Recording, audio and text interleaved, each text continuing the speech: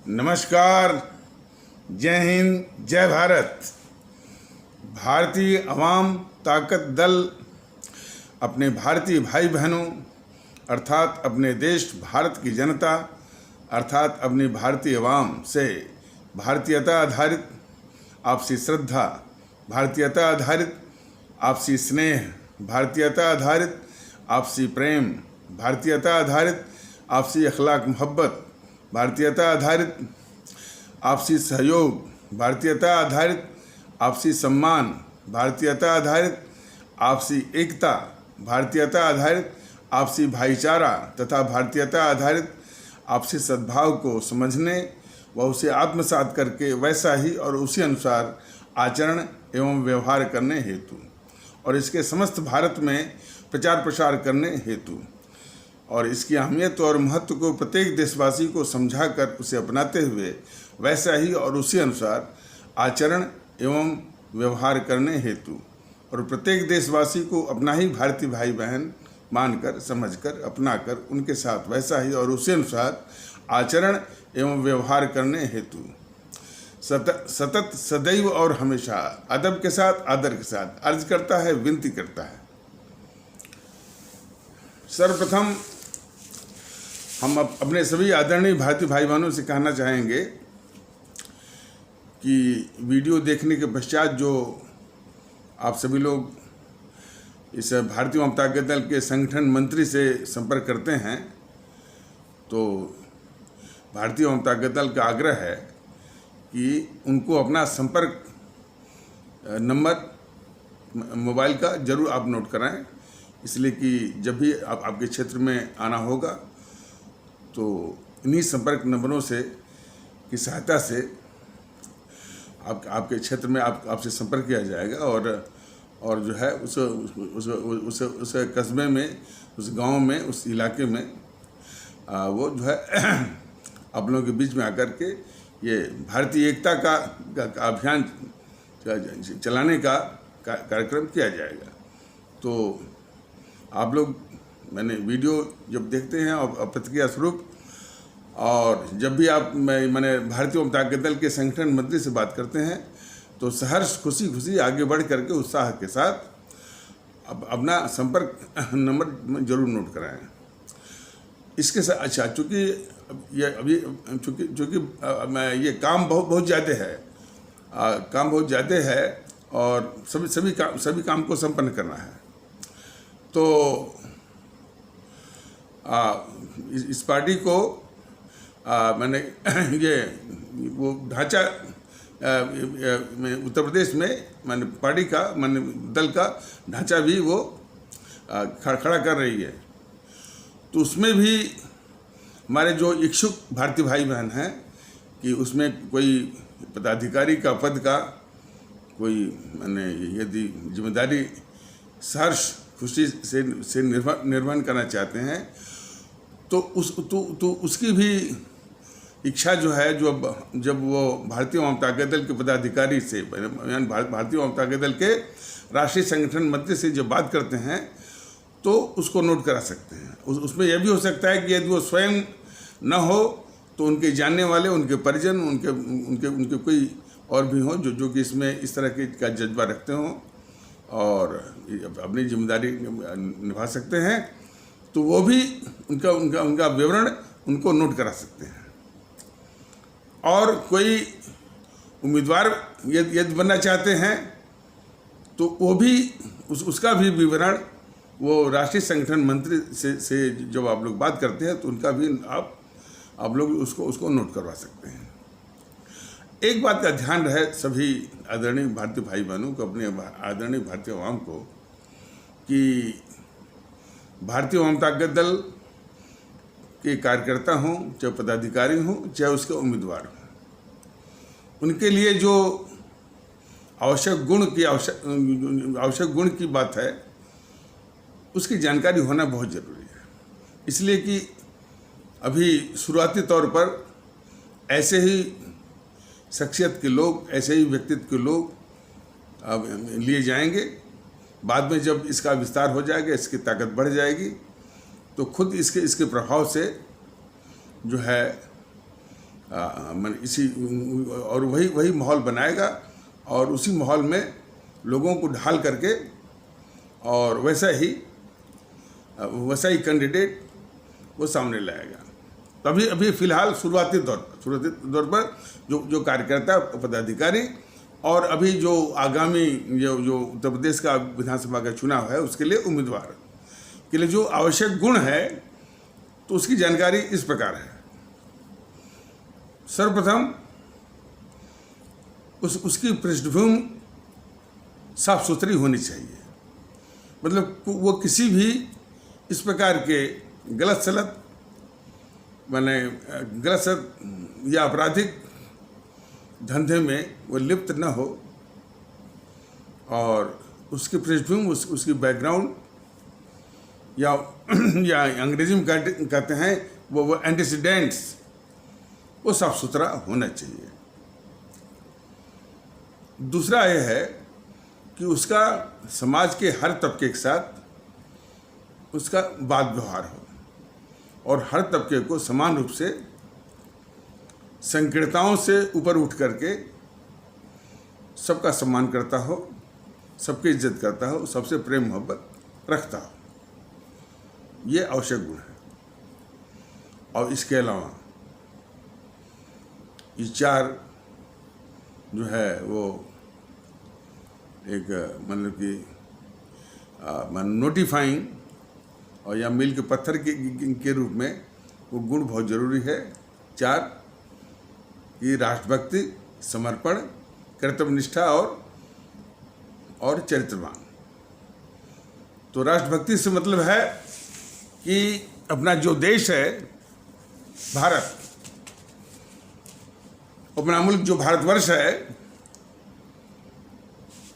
उसकी अहमियत और उसकी सर्वोच्चता उसके जहन में होनी चाहिए कि हमारा मुल्क भारत ही सब कुछ है और जो कुछ भी संभव है वो भारत की सुरक्षा और उसकी इज्जत में ही मुमकिन है। ये जज्बा, ये बात उसके जहन में होनी चाहिए और अपने इस भारत से बढ़ के उसके लिए कुछ भी नहीं है। जो सर्वोच्च मान्यताएं हैं, जो कुछ भी उसके दिमाग में है कि भाई कि हमारे लिए ईश्वर या खुदा या गॉड या वाहेगुरु या गीता, रामायण, कुरान या बाइबल या गुरु ग्रंथ साहिब इत्यादि यदि सर्वोच्च हैं तो उससे भी ऊंचा जो है हमारा ये मुल्क, देश भारत है। ये जज्बा उसमें होना चाहिए।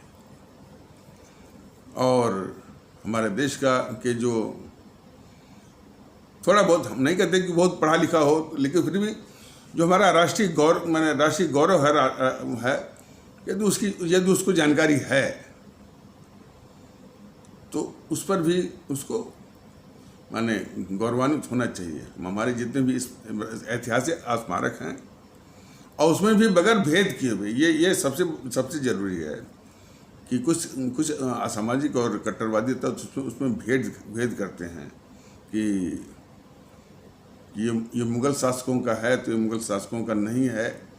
इस तरह का भेद जो है ये भारतीय समाज विरोधी भी है, भारत विरोधी भी है। इस तरह की सोच जो है, तो इस सोचों से परे जो है यदि इतिहास की जानकारी उसको हो तो हमारे जितने भी स्मारक हैं, स्मारक पर और ऐतिहासिक हस्तियों पर जो हमारा भूतकाल कर है उस सब पर वो गौरवान्वित उसको होना चाहिए।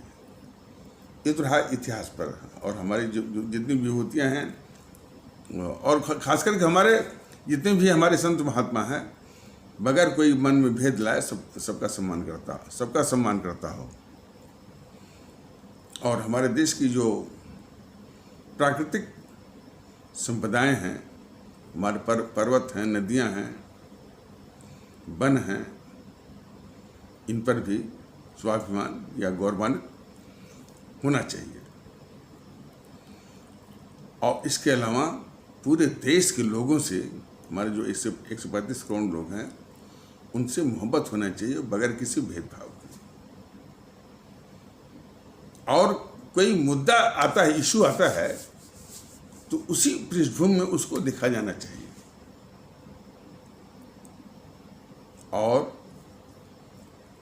उस मुद्दे का असर हमारे पूरे देश के लोगों पर क्या होगा, इसका आकलन करके ही वो फैसला लिया जाना चाहिए। स्थानीय रूप में नहीं, व्यक्तिगत रूप में नहीं, इस तरह का दृष्टिकोण होना चाहिए। वो भले उम्मीदवार हो किसी विधानसभा क्षेत्र का, वो पदाधिकारी हो किसी सीमित क्षेत्र का, लेकिन दृष्टिकोण लगभग यही होना चाहिए। ये मोटा मोटी है राष्ट्रभक्ति का गुण। दूसरा है समर्पण, जिसको अंग्रेजी में कहते हैं डेडिकेशन। तो किसी काम को, जो उसको काम मिले, देखिए ये साधारण भाषा में है, किसी काम को वो पूरे मन से, दिखावे के रूप में नहीं। आजकल दिखावा का बहुत बड़ा रोग है कुछ लोग, और कुछ लोग तो विज्ञापन में ही काफ़ी जनता का पैसा खर्च कर देते हैं, जिसे उसका सबसे बड़ा जो कल्प्रिट है या नोटोरियस जो है वो केजरीवाल है। तो बगैर किसी दिखावे के, बगैर किसी पाखंड के और आधे मन से, बिल्कुल नहीं, पूरे मन से और पूरे समर्पण के साथ, पूरे डेडिकेशन के साथ उसको दिए गए काम को संपन्न करने की उसकी क्षमता और आदत हो, ये रहा समर्पण। जो तीसरे गुण की जो आवश्यकता है, कर्तव्य निष्ठा की। होता क्या है कि यदि कोई काम है तो उसके विषय में ढिढोरा बहुत पीटा जाता है, या चुनाव के वक्त में बड़े ऊंचे ऊंचे वादे ऊंचे ऊंचे मंचों से किए जाते हैं, मैनिफेस्टो बनते हैं, संकल्प पत्र बनता है, और इनका कुछ होता नहीं है। और काफ़ी समस्याएं इससे भी आती हैं कि जो कहा जाता है किया उसके विपरीत जाता है। तो इसीलिए कर्तव्य निष्ठा की बहुत आवश्यकता होती है कि बगैर कुछ बोले हुए वो काम करे, कम से कम बोलकर किया हुआ काम ही उसकी जुबान या भाषा बने। तो मोटा मोटी यही उसकी वो कर्तव्य निष्ठा की आवश्यकता होती है, और इसकी नितांत आवश्यकता है हमारे इस भारतीय समाज के बिगड़े हुए माहौल के लिए। तो कर्तव्य निष्ठा हो गया। चौथा गुण है चरित्रवान। चरित्रवान से मतलब यह है कि जो पैसे रुपए की जो लालच है, जो कि भ्रष्टाचार को जन्म देती है, जबकि ऐसा नहीं कि मैंने यदि साधारण जीविका के साधन है, मान लीजिए वो ये विधायक जो चुने जाते हैं, तो वेतन तो मिलेगा ही, भत्ता तो मिलेगा ही। तो इसी को अपना साधन माने और इधर उधर जो हाथ पांव मार करके जो भ्रष्टाचार करने की जो यदि कोई नियत है तो बिल्कुल नहीं। तो उसको इस रूप में बताया जा रहा है कि जो पैसा रुपये की जो लालच या लिप्सा जो कि भ्रष्टाचार को जन्म देती है, ये जो दुर्गुण है, इस दुर्गुण से अपने को दूर रखना, और इस दुर्गुण को भी इस दुर्गुण से अपने को दूर रखना, और इस दुर्गुण को भी अपने से दूर रखना, हर तरह से दूर रखना। इसकी पर्याप्त काबिलियत और क्षमता होनी चाहिए। तो इन चार गुणों के अलावा और कोई सद्गुण है तो सोने में सुहागा इतनी। तो ये जो जितनी आवश्यकताएं हैं, वो भारतीय जनता दल का कार्यकर्ता हो, पदाधिकारी हो, या भारतीय जनता दल से कोई उम्मीदवार हो, सबके लिए आवश्यक है। अच्छा, उम्मीदवार यदि बनता है, भाई वो बनना चाहता है अभी, तो उसको सिर्फ सदस्यता शुल्क, इसलिए कि जब तक वो सदस्य नहीं बनेगा तो भारतीय जनता दल का झंडा है, बैनर है, निशान है, यह उसको कैसे मिलेगा? तो सदस्य उसको बनना पड़ेगा। तो भारतीय जनता दल का यानी जो की ओर से जो उम्मीदवार होगा तो उसका भारतीय जनता दल का जो सदस्यता शुल्क है वह होगा 11,000 रुपये। और 11,000 रुपये के अलावा न तो एक पैसा उसे माने पार्टी को देना है, न तो पार्टी भी उनको एक पैसा देगी। पैसे के लेन देन बिल्कुल नहीं है। अब इसके बाद भारतीय जनता दल के कार्यकर्ता, पदाधिकारी और भारतीय जनता दल अपने साधनों से, गाड़ी घोड़ा से और अपने जो कार्यकर्ताओं की जो फौज है उसके क्षेत्र में प्रचार करेगी, उसके पक्ष में और जितवाएगी। और उसको भी अपने साधन से जो उसके पास साधन है, जो उसके समर्थक हैं, जो उसके पास वाहन है, साइकिल है, मोटरसाइकिल है, 4 पहिया 2 पहिया जो भी है वो अपने से भी वो प्रचार उसको करना है। और एक चीज़ और, अनाप शराब पैसा खर्च नहीं करना है। जो आकलन लगाया गया है कि 3 से लेकर 4 या 5 लाख के खर्चे में ही यानी बिल्कुल सादगी से ये चुनाव जो है वो लड़ा जा सकता है और जीता जा सकता है। मोटा मोटी एक आइडिया। तो जो लोग चरित्रवान लोग हों, ये इसलिए कहा जा रहा है जिनको भी मुल्क से मोहब्बत है, जिनको भी आवाम से मोहब्बत है, जो इन हालतों को बदलना चाहते हैं, तो भारतीय जनता दल की ओर से पदाधिकारी, कार्यकर्ता या उम्मीदवार बनने का आह्वान कर रहा है। भारतीय जनता दल आए, जोड़ें और देश की ताकत बने, भारतीय जनता दल की ताकत बने। तो ये तो मोटा मोटी बताया जा रहा है यूट्यूब के माध्यम से। जब आप लोगों के बीच में आ जाएगा तो इसको सब विस्तार बताएंगे और कुछ आपके सवालात होंगे तो उसका भी निराकरण वो किया जाएगा। अब आ जाइए असल मुद्दे पर। कल देखा गया कि मोदी जी जो है बनारस में गए हैं और तमाम सौगात, विकास का, ये विकास का सौगात, ये सौगात। कोई कह रहा है कि मिशन यूपी 2022 का जीतने का शुरुआत।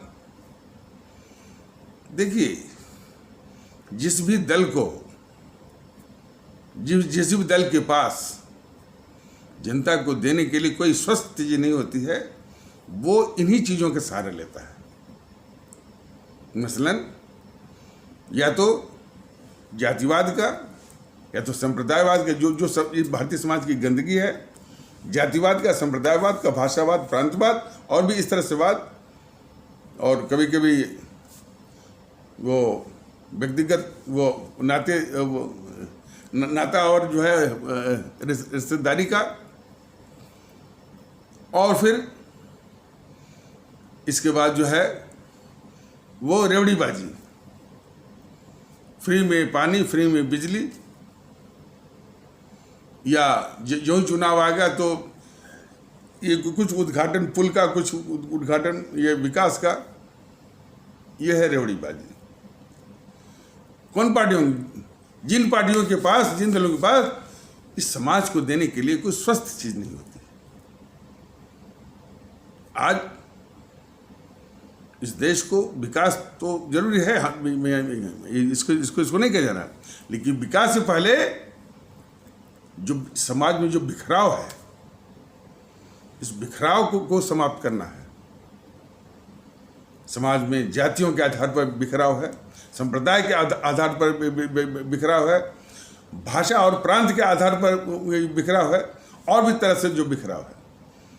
तो इस बिखराव को समाप्त करके पूरी एकता लाना विकास से अधिक जरूरी है।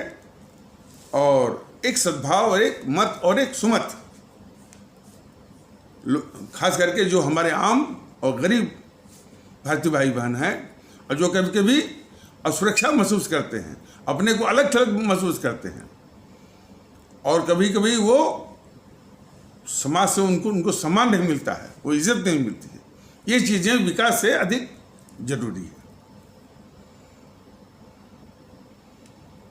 तो इसके विषय में ये भारतीय जनता पार्टी भी और हमारे देश के लोग, हमारे आदरणीय भारतीय भाई बहन, और सबसे पहले श्री मोदी जी, हमारे आपके प्रधानमंत्री, जो हर वक्त सबका साथ, सबका विकास, सबका विश्वास का ढिढोरा पीटते रहते हैं और इस तरह की सौगात की रेवड़ी वो बांटते रहते हैं। उनके लिए ज़रूरी है कि वो हमारे महान संत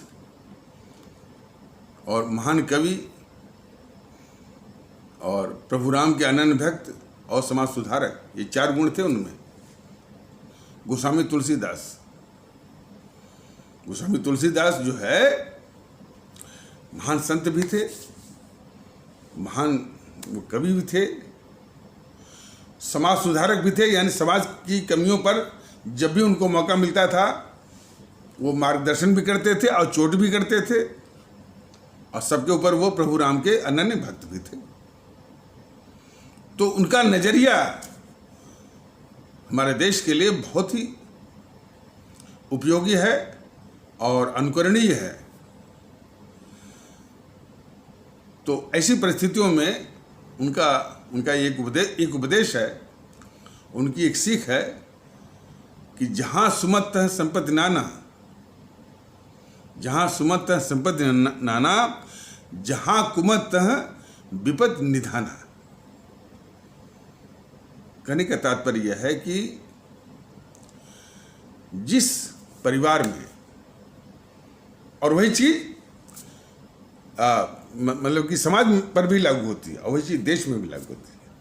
तो जिस परिवार में आर्थिक समृद्धि उतनी हो या ना हो, या आर्थिक तंगी क्यों ना हो, लेकिन सुमति है, उसमें सुखी सुख है। उदाहरण के लिए, अच्छा, और जहाँ पर कुमति है वहाँ पर आर्थिक समृद्धि का अंबार ही क्यों लगा हो, वहाँ पर सुख आ नहीं सकता। तो सभी सरकारों का, हमारा भी, मोदी जी का भी, सभी दलों का तो अल्टीमेट एम तो यही है ना कि हमारी आवाम को सुख मिले, उनके स्माइलिंग फेसेस हों, मुस्कुराते हुए चेहरे हों, यही हमारा अंतिम लक्ष्य है। तो सुख के लिए उन्होंने जो कार्नर स्टोन की बात कही है, जो जिस टच स्टोन, जिस कसौटी की बात कही है, वो यही है कि जहाँ सुमत संपत्ति नाना और जहाँ कुमत विपद निधाना। तो जिस परिवार में सुमति है, आर्थिक समृद्धि कम या ज़्यादा हो सकती है, वहाँ पर सुखी सुख है। और जहाँ पर आर्थिक समृद्धि चाहे कितनी भी हो, उसका अंबार लगा हो, लेकिन ये कुमत है तो वहाँ सुख आ नहीं सकता। अब उसको ऐसे समझिए कि जैसे कोई परिवार है, उसमें एक माता है, एक पिता है, और बेटा है, बेटी है, बहुएं हैं, और उनके भी बच्चे हैं, लेकिन सब में एक दूसरे प्रति सम्मान है, सुख दुख मिल के बांटते हैं। घर छोटा ही क्यों न हो, बच्चे पढ़ने वाले पढ़ते हैं, काम करने वाले काम करते हैं, अपने अपना काम करते हैं, आपसी सम्मान के साथ। कोई भी विचार विमर्श ससम्मान उसको साझा करते हैं, उसमें सुखी सुख है। किसी समस्या को वो जो है समग्रता के साथ देखते हैं, तो उस परिवार में आर्थिक समृद्धि भले होती नहीं, लेकिन उसमें सुखी सुख है। दूसरी ओर एक ऐसा परिवार है जिसके हर एक सदस्य के पास 2-2, 3-3 मकान, 3-3, 4-4 गाड़ियाँ, लेकिन कोई सदस्य एक दूसरे से बात नहीं करता है, आपसी तनाव है, आपसी झगड़े हैं, आपसी मुकदमेबाजी है। मान लीजिए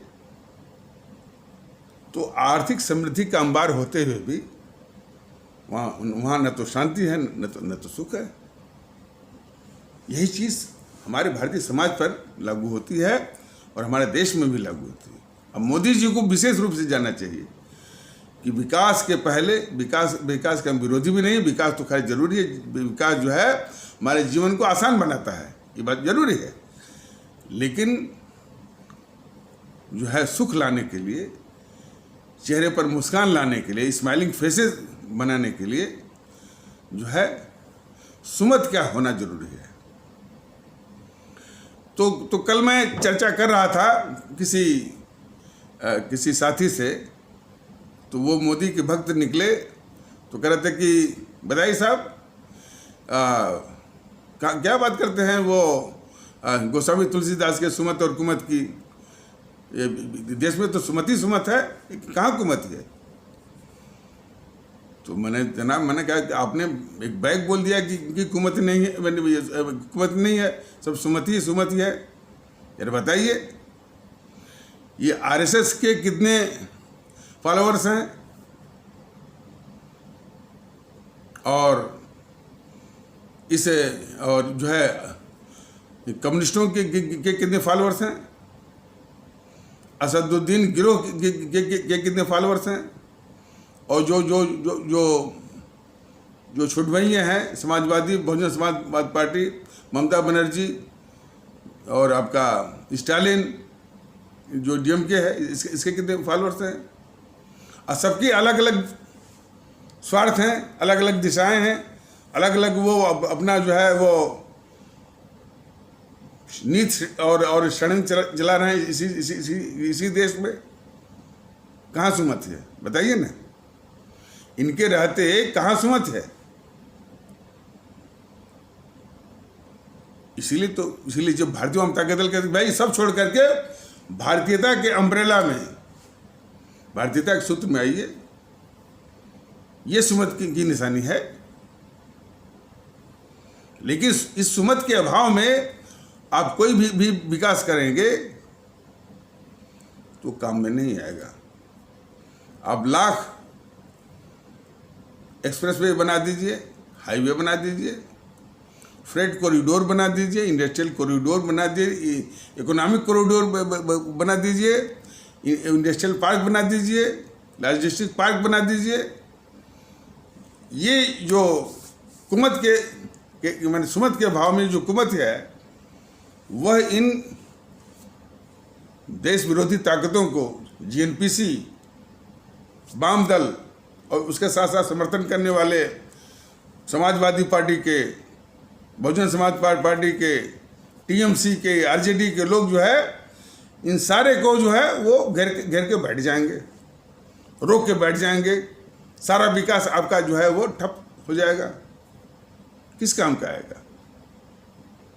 तो पता नहीं मोदी जी के भेजे में बात जा पा रही कि नहीं जा पा रही है, या उनके सुबह सालार ये तुलसीदास का यह उपदेश का मर्म जो है उनके दिमाग में डाल पाएंगे या नहीं डाल पाएंगे, ये तो बीजेपी वाले और हमारे माननीय प्रधानमंत्री श्री मोदी जी ही जानेंगे। लेकिन देश को जानना जरूरी है, हमारे आदरणीय भारतीय भाई बहनों को जानना जरूरी है कि विकास के पहले हमारे देश में सुमत का होना जरूरी है। उसी सुमत के लिए ही भारतीय जनता के दल भारतीयता के माहौल को लाना चाहता है। भारतीयता के माहौल में कई आवश्यक जो है इंग्रेडिएंट्स है, उसके तत्व हैं। पहला तत्व है कि सबको समान रूप से एकता और सबको इज्जत देते हुए।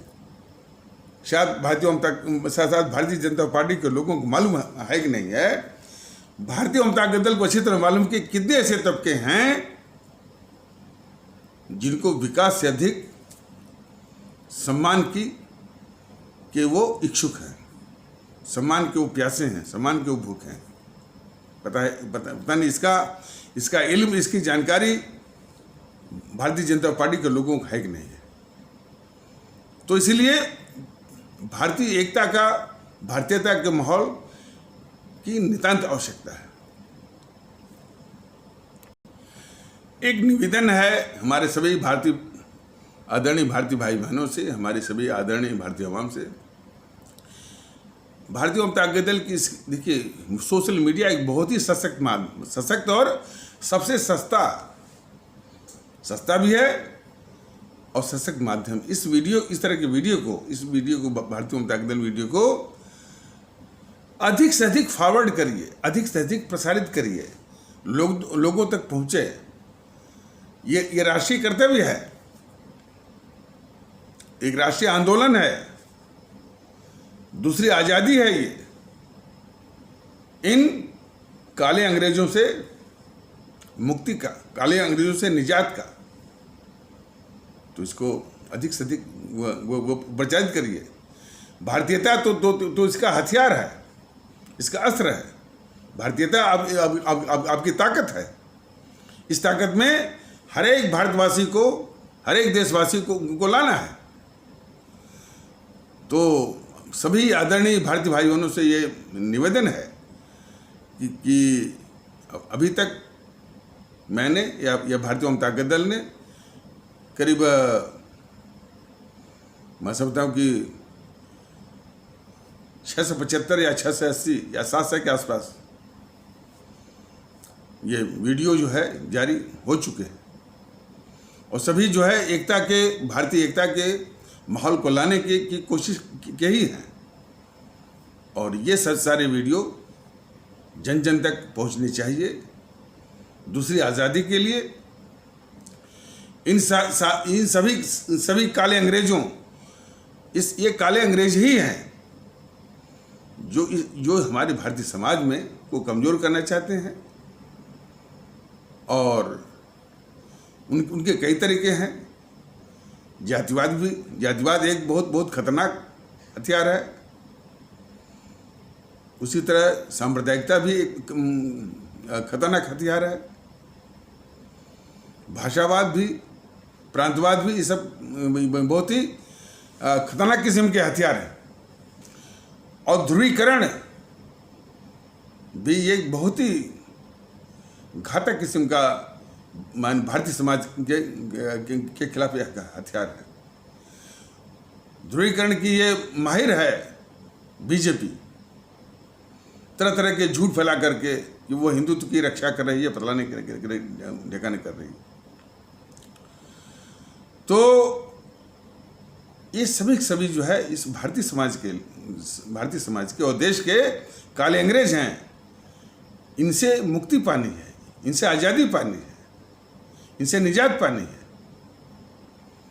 और इनके चरित्र में, इनके फितरत में, इनके डीएनए में यही डीएनए है, में कोई फर्क नहीं है। इसलिए दोनों मोर्चों पर, एक तो भारतीय एकता, भारतीयता और भारतीयता आधारित सभी कुछ, भाईचारा, सद्भाव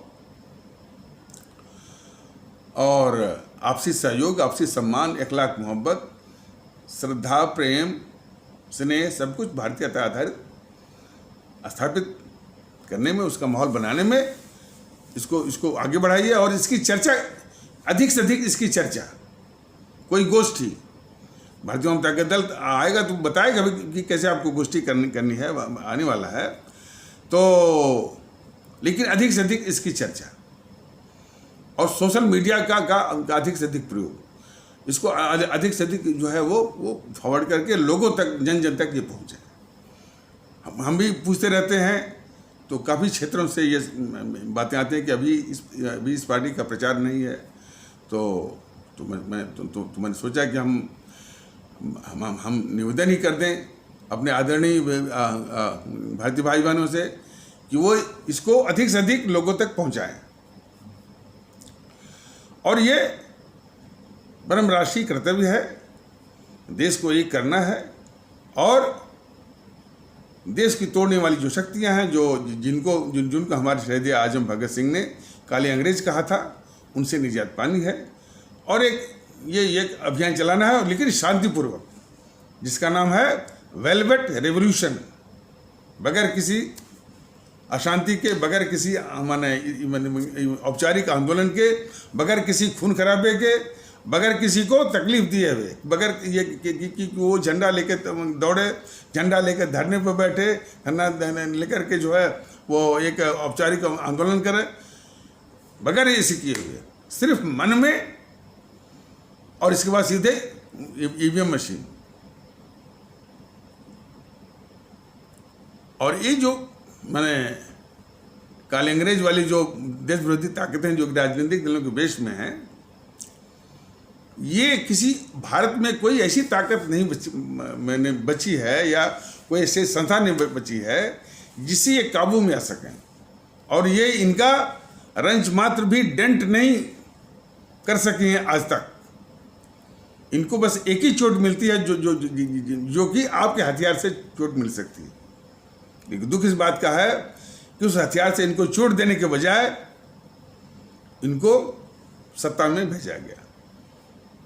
ये बहुत बड़ा एक राष्ट्रीय अपराध था जो कि हमसे आपसे हुआ, लेकिन मन उठाने के अब वो राष्ट्रीय अपराध नहीं होना है, इनको नष्ट में नाबूद करना है।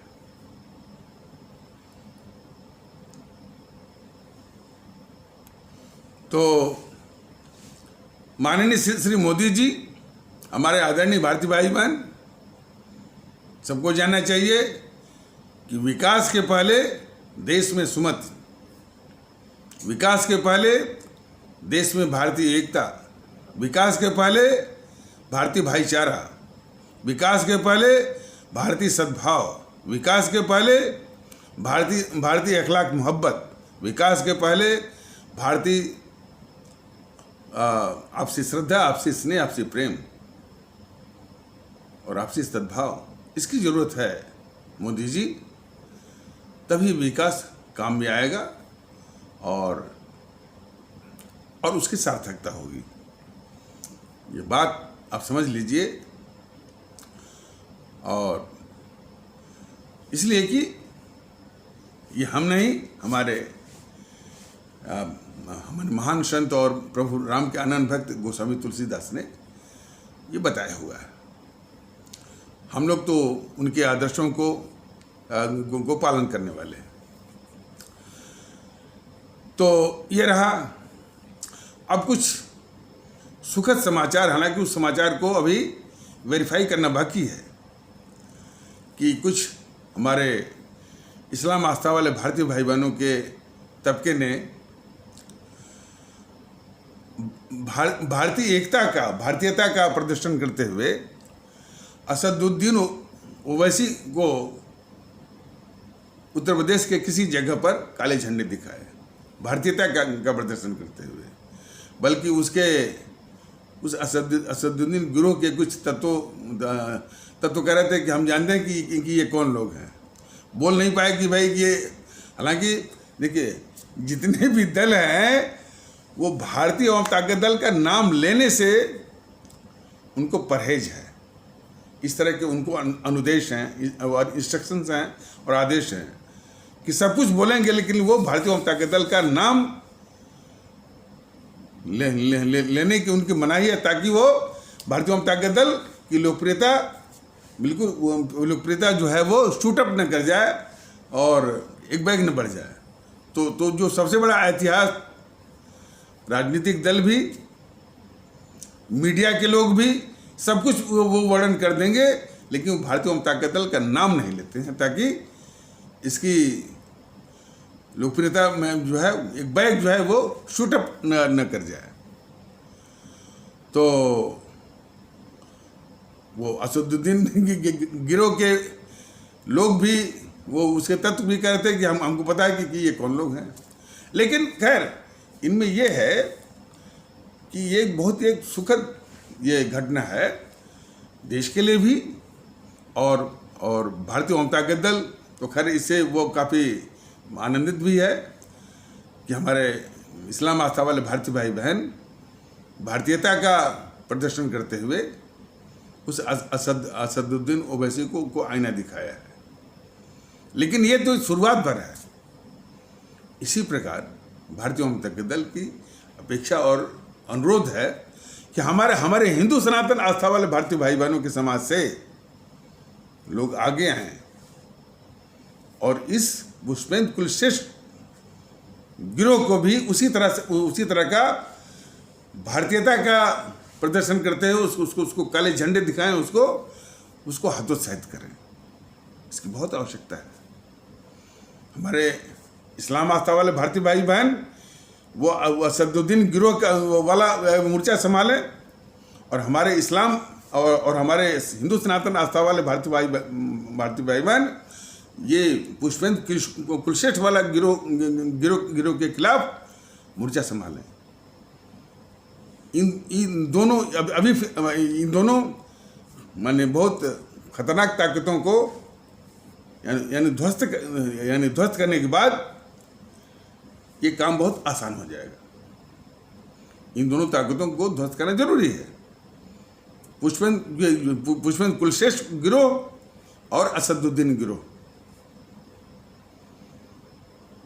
तो ये सुनकर के बहुत खुशी हुई कि भाई हमारे इस्लाम आस्था वाले भारतीय भाई बहन अब भारतीयता के जज्बे से आगे आकर के इस असदुद्दीन ओवैसी को काले झंडे दिखा रहे हैं, उसको आने दिखा रहे हैं और कह रहे हैं कि देखो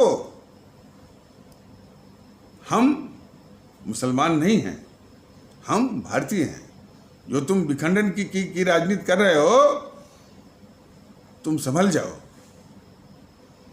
भारतीयता के माहौल में शामिल हो जाओ, ये संकेत दे रहे हैं। और उसी प्रकार भारतीय जनता दल का ये निवेदन है, विशेष करके हमारे हिंदू सनातन आस्था वाले भारतीय भाई बहनों के समाज से, कि वह भी इसी तरह का अभियान चलाए पुष्पेंद्र कुलश्रेष्ठ गिरोह के खिलाफ। उसको भी हतोत्साहित करना, उसको भी ध्वस्त करना, ये परम राष्ट्रीय कर्तव्य है। इसलिए कि इन दोनों समाज विरोधी ताकतों को ध्वस्त करने के बाद ही देश में भारतीय एकता की मुहिम में वो मुहिम जो है वो गति पकड़ेगी। तो बहुत आवश्यक है।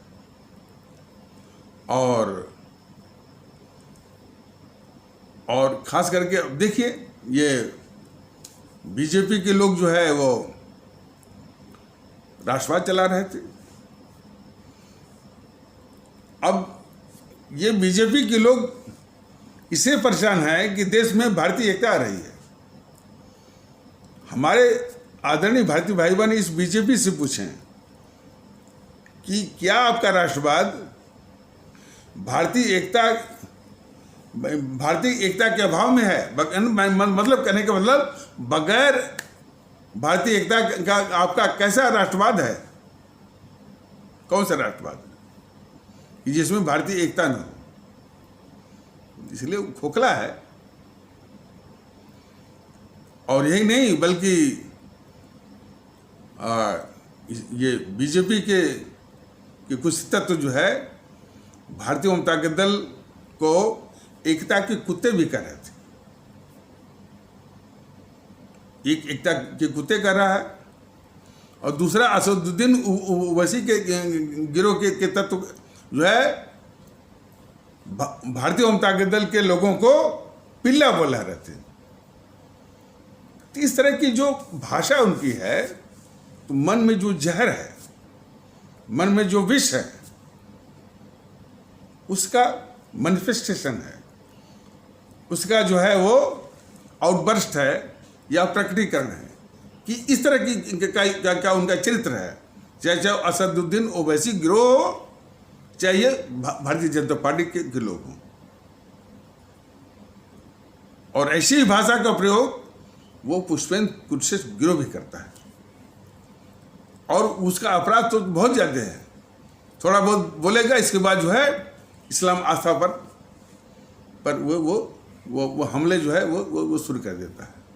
उसको इतनी भी तमीज़ नहीं कि इस्लाम आस्था जो है वो हर आस्थाओं की तरह, हिंदू सनातन आस्था की तरह एक सम्माननीय एक विश्वास है, आस्था है।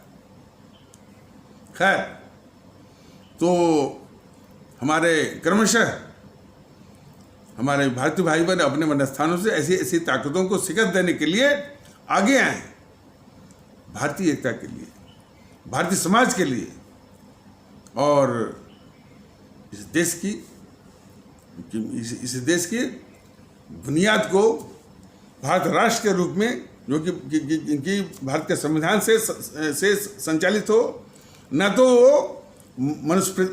वो मनुस्मृति से का मोहताज हो, न तो कुरान का मोहताज हो, सिर्फ भारत के संविधान से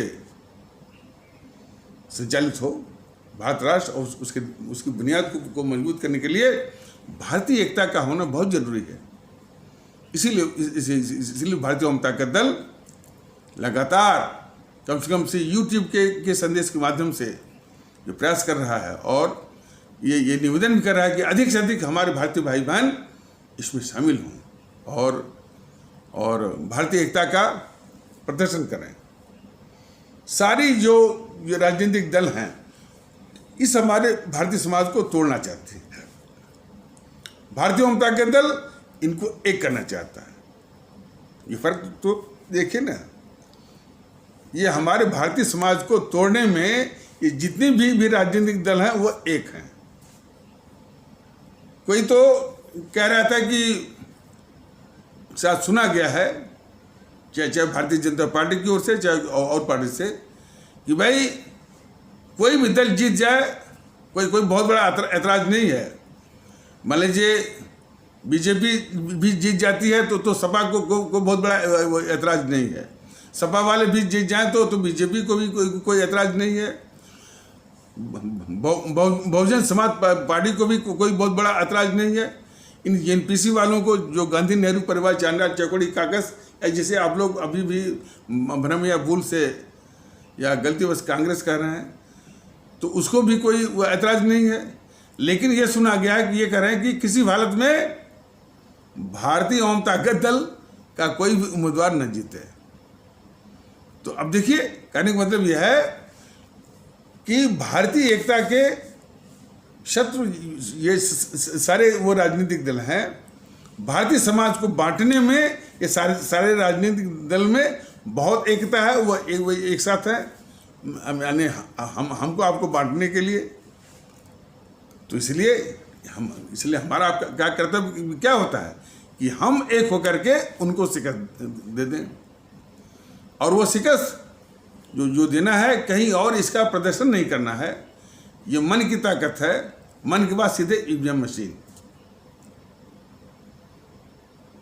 इसी को तो कहते हैं वेलवेट रेवोल्यूशन, शांति का ये शांति की क्रांति, शांति के साथ क्रांति, जो कि दूसरी आज़ादी के लिए है, इन काले अंग्रेजों से निजात पाने के लिए है, और दूसरी और वास्तविक आज़ादी। देखिए, भगत सिंह ने कुर्बानी दी, हमारे अशफाक उल्लाह जी ने भी कुर्बानी दी, चंद्रशेखर आज़ाद ने कुर्बानी दी। वो कुछ समय के लिए था, और इन समूहों ने उसको पृष्ठभूमि में डाल दिया। कभी कभी नाम लेते हैं। हमारे सुभाष चंद्र बोस ने आह्वान दिया था कि तुम मुझे खून दो और मैं तुमको आज़ादी दूंगा। क्या असर हुआ? यदि यहाँ के लोगों पर वो निर्भर रहते तो आज़ाद हिंद फौज कभी कभी नहीं बनती। वो तो बेचारे हमारे नेताजी वो जर्मनी के शासकों से, जापान के शासकों से, जो द्वितीय विश्व युद्ध के जो युद्धबंदी थे, हमारे भारतीय लोग, उनको छुड़वाया और उनको लेकर के उन्होंने आज़ाद हिंद फौज बनाई। अब उसके लिए धन की व्यवस्था, ये जमुनालाल बजाज जैसे लोग तो है इस गांधी की चमचागिरी में तमाम पैसे रुपए की व्यवस्था किए थे। लेकिन सुभाष चंद्र बोस की आज़ाद हिंद फौज के लिए कोई जमुनालाल बजाज जैसा वो नहीं आया। वो तो एक व्यापारी था गुजरात का, अब्दुल्ला खान, सैयद अब्दुल्ला खान। वो बेचारा उस जमाने में 1941 में 1 करोड़ रुपया दिया था, बाकी और कौन आया?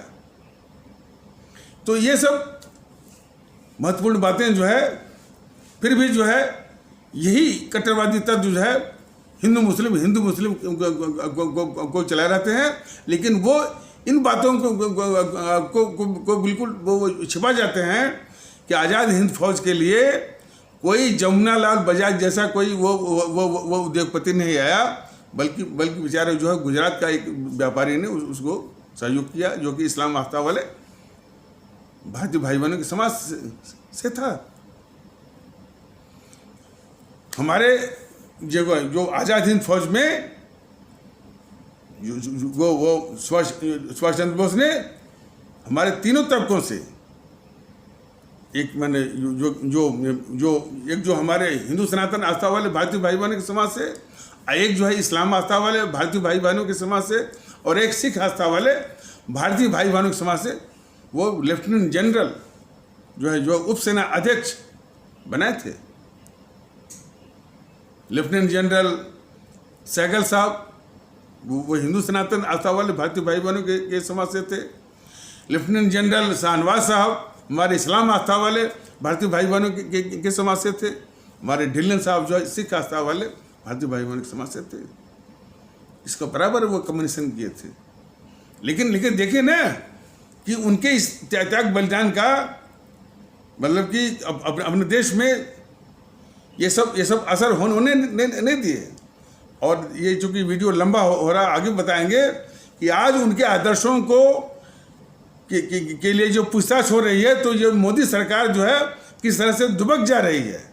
आज उनको आगे लाने के लिए कम से कम कि उनको राष्ट्र का महानायक के रूप में या राष्ट्रपिता के रूप में सम्मानित किया जाए, उसके लिए भी ये मोदी सरकार दुबक जा रही है। आज भी उसी गद्दार मोहनदास चंद्र गांधी को ही राष्ट्रपिता, इसी गद्दार जो है वो नेहरू को ही वो चाचा और फलाने ठिकाने और वो आधुनिक भारत के निर्माता के रूप में ये मोदी सरकार, बीजेपी वाले उसको जारी रखना चाहते हैं और उसको पूजना चाहते हैं और देश से पुजवाना चाहते हैं। ये दुर्भाग्य है और ये दुर्भाग्य कर रही है बीजेपी। तो इन्हीं आवश्यक शब्दों के साथ इस आवश्यक परिचर्चा को यहीं पर विराम दिया जाता है। तब तक के लिए नमस्कार, जय हिंद, जय भारत।